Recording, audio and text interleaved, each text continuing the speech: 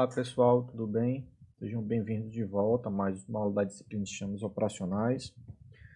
Bem, agora a gente vai dar continuidade, tá? A gente vai falar um pouquinho sobre os algoritmos de escalonamento. Então, na aula passada a gente falou o que é o escalonador de processos, né? Como é que ele atua, onde ele está inserido dentro do sistema operacional.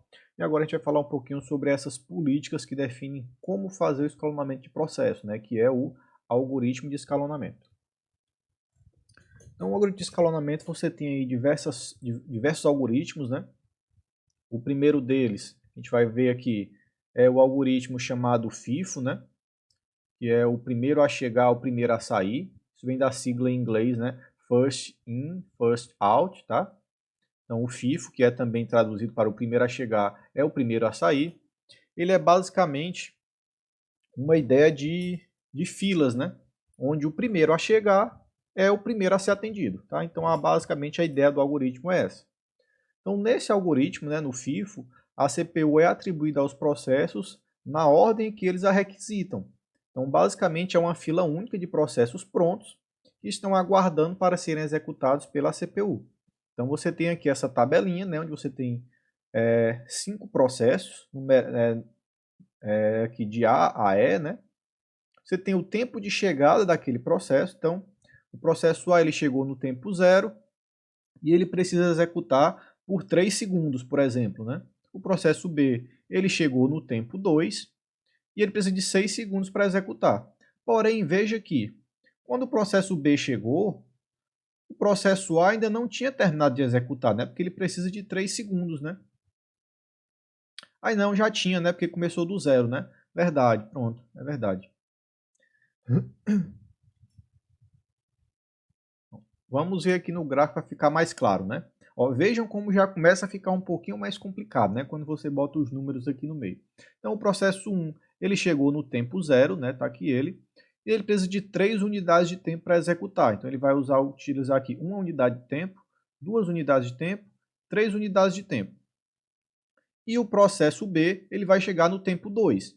Então, aqui é o 0, você tem 1, você tem o 2. Então, o processo B, ele vai chegar para executar aqui. Porém, o processo 1, né, que é o B, que é o A, desculpa, ele ainda vai estar executando, ele só vai terminar aqui, né? Então o B vai ter que ficar esperando até que o processo A termine. E aí o mesmo acontece com o processo B, o C e o D, né? Então, conforme eles vão chegando, eles vão criando uma fila, né? Então a ordem seria essa aqui, por exemplo, né? O processo A, depois o B, depois o C. Aí digamos que o E chegasse antes do D, né? Então seria E e D. E essa seria a fila de execução dos processos. Tá? Então, esse é uma forma de você organizar os processos, dado que você está utilizando o algoritmo de escalonamento FIFO. Né? Você também pode ter o escalonamento por prioridades, tá? Onde a cada processo é atribuído uma prioridade e o processo com maior prioridade é executado primeiro. Né? Então, você também vê isso no nosso cotidiano quando você tem o atendimento para preferenciais, né, para idosos, pessoas com alguma deficiência, etc. Então, eles têm prioridade no atendimento. Né? Então, se a fila era A, B e C, e aqui entre a execução do A e do B chega um processo prioritário, digamos aqui o processo P5, então a ordem de execução vai ser A, P5, B e C, tá bom? Então, você também pode ter essa abordagem baseada em prioridades e também baseada no FIFO. Né? Então, para evitar que processos de alta prioridade executem infinitamente, o escalonador pode reduzir a prioridade do processo a cada execução que o processo faz na CPU. Né? Então, as prioridades elas são atribuídas pelo SO. Então, você teria aqui as prioridades, os processos executáveis e aqui a prioridade mais alta e a prioridade mais baixa. Tá? Então, é outra forma de você fazer essa divisão, essa escolha, né, de processo, tá? Isso aqui, pessoal, estou dando só uma visão geral.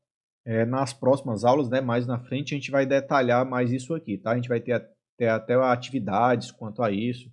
Mas, a princípio, é para vocês terem uma ideia geral de como é que as coisas acontecem por baixo, né, pelo sistema operacional. Então, vamos falar agora um pouquinho de multiprogramação, né? Então, a multiprogramação é quando um único programa ele não pode, né, em geral, manter a CPU ou os dispositivos de entrada e saída ocupados por muito tempo. Né? aí vai infringir lá aquela regra da justiça, né, onde todos os processos devem executar. Então, você ter um processo que utiliza por muito tempo, né, um determinado recurso, como a CPU ou um dispositivo de entrada e saída, isso poderia impossibilitar a execução simultânea de programas. Por quê? Porque o programa P1 aqui, ele vai passar, sei lá, 10 segundos executando. Então, nesses 10 segundos aqui, o usuário vai estar com a tela travada, né, lá do Windows, por exemplo. Então, ele não vai conseguir fazer nada, porque esse processo aqui está executando e ele não libera o recurso, né? Ele não libera a CPU para que outro processo também possa executar, por exemplo, o processo de renderização da imagem, né? De criação daquela imagem lá que a gente vê no Windows, por exemplo, né? Isso também é um processo, certo?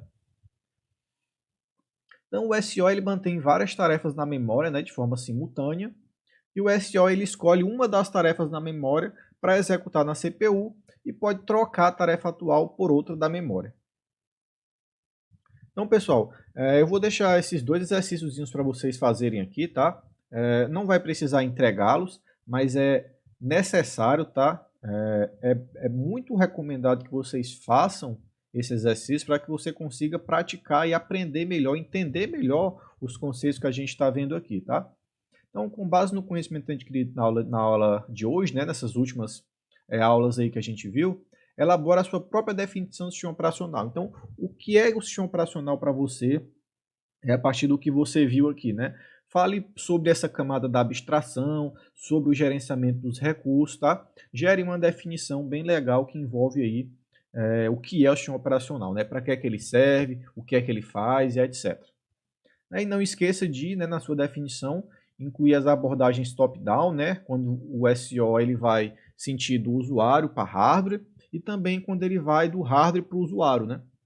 Então, tentem ver, ter essas duas visões aí de como o SO é utilizado nessas duas vertentes, tá bom? E o exercício 2, né, que vocês leiam, né, o material referente a isso, né? Recomendo que leiam o capítulo todo, tá? Mas se não puderem, que foquem principalmente nesses dois tópicos aqui, que é a revisão sobre hardware de computador, né? Falando sobre os principais componentes, etc.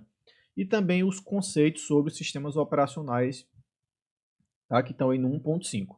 Mais uma vez, o ideal é que vocês leiam todo o capítulo, porque os tópicos eles são complementares, são dependentes, então guarde aí um pouquinho de tempo para ler o capítulo todo, é pouquinho, são só umas 8 ou 10 páginas, tá? Façam isso aí, por favor. E bem, pessoal, a gente vai encerrar essa aula de hoje, tá? Com esse exercício para vocês fazerem. E nas próximas aulas a gente continua aqui falando sobre a seção 2, essa parte da introdução sobre os sistemas operacionais. Tá bom, pessoal? Obrigado, tchau, tchau e até a próxima.